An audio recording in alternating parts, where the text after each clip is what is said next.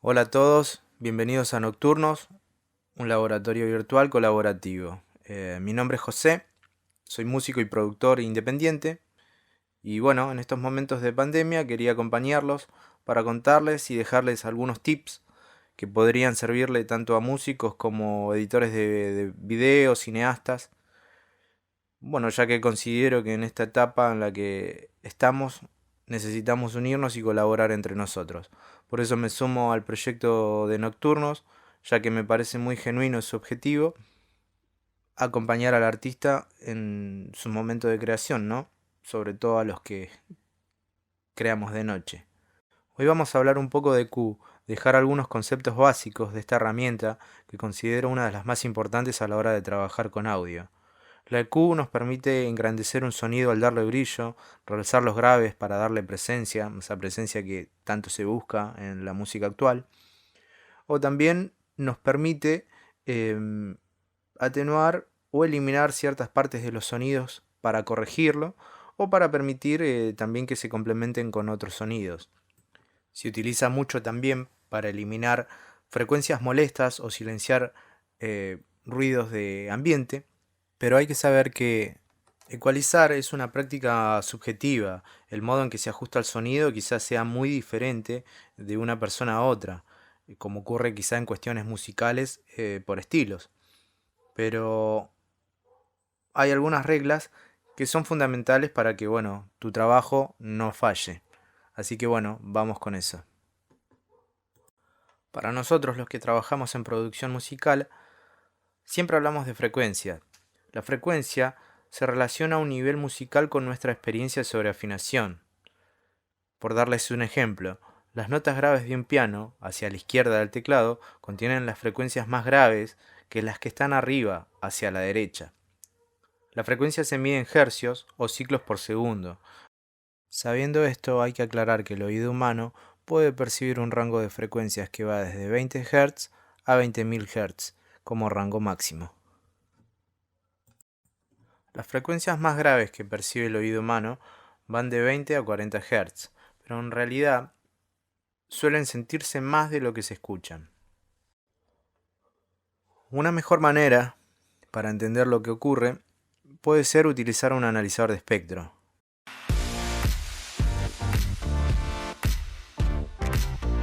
El analizador de espectro es una herramienta que ofrece una representación visual del contenido de frecuencia de un sonido.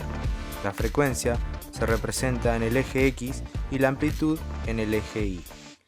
Se dibuja un gráfico en estos ejes que representa el contenido de frecuencia de la señal entrante y así se indican las fortalezas relativas de la frecuencia en un sonido particular. Este tipo de herramienta suele encontrarse en la mayoría de los programas de audio, o si no, en mi caso, por ejemplo, estoy utilizando el Bosengo Span, que es un plugin que se puede encontrar de manera gratuita. Sin meternos demasiado en la parte teórica, vamos a hablar un poco de lo que nos podemos encontrar en un ecualizador cuando trabajamos con audio en algún programa. Los ecualizadores hace años se dividían en 5 bandas y cada una aplicaba un tipo de filtro de EQ. Cada banda cubría una porción fija del rango de la frecuencia y las bandas del EQ se dividían en graves, medios, medios agudos y agudos. Los EQ modernos suelen ser un poco más flexibles y cada una de sus bandas es capaz de cubrir un rango completo de frecuencia con múltiples formas de filtro para elegir, que eso va dependiendo de cómo quieramos usarlo. Dentro de cada banda habrá un control para fijar la frecuencia en torno a la que quieres aplicar. El filtro de esa banda suele llamarse frecuencia. Vamos a encontrar también un control para realzar o atenuar el nivel de esa área, que en general es llamado gain o que se lo puede encontrar con el signo de más o menos dB, y un control de Q, que es el que define la resonancia. Podemos aplicar la EQ de forma sustractiva o de forma aditiva. Existen distintos tipos de filtro que se utilizan para cualquiera de estas dos maneras de ecualización.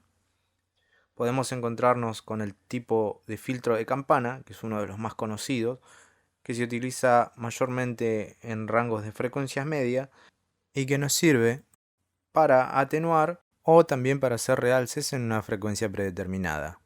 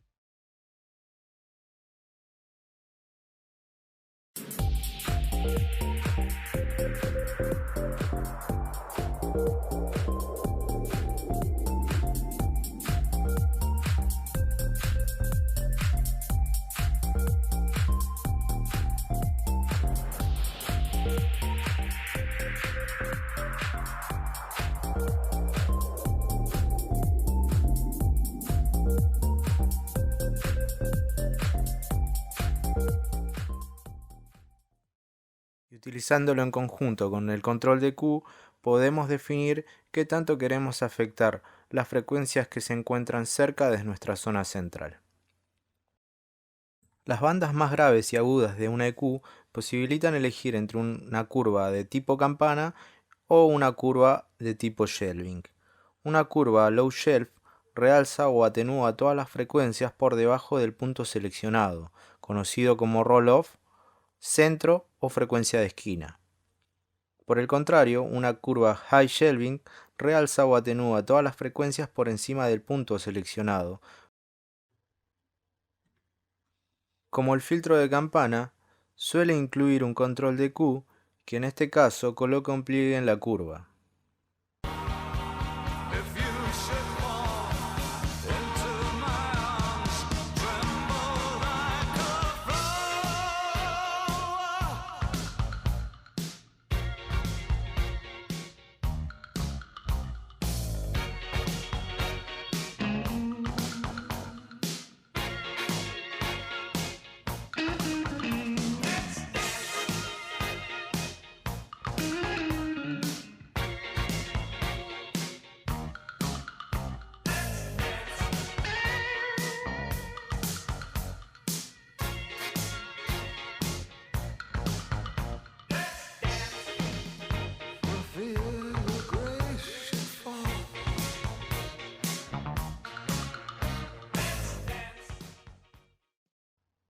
También encontraremos filtros de corte llamados paso bajo y paso alto.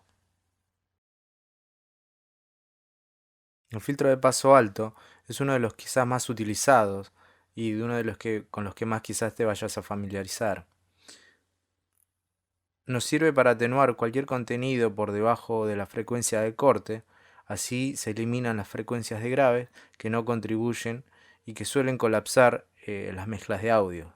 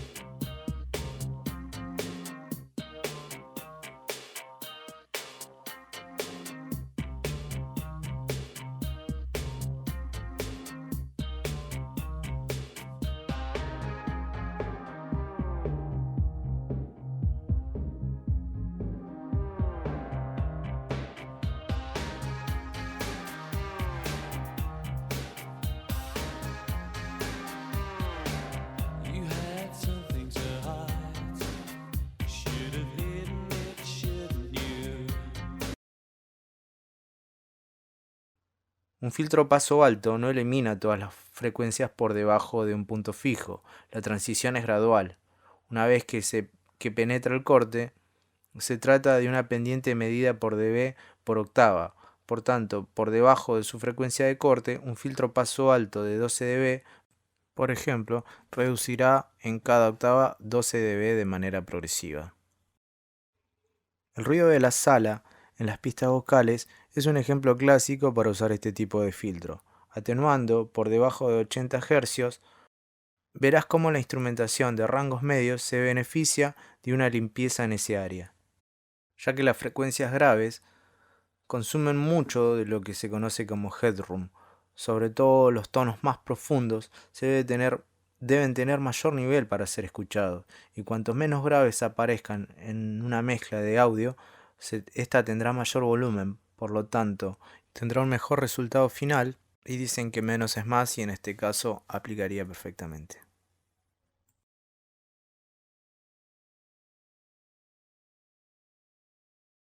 We keep and dip into when we need, and I don't have the right to ask where you go at night, but the waves set my head to think someone's in your bed. Estas son algunas de las características de las herramientas con las que nos vamos a ir encontrando a medida que vayamos trabajando audio.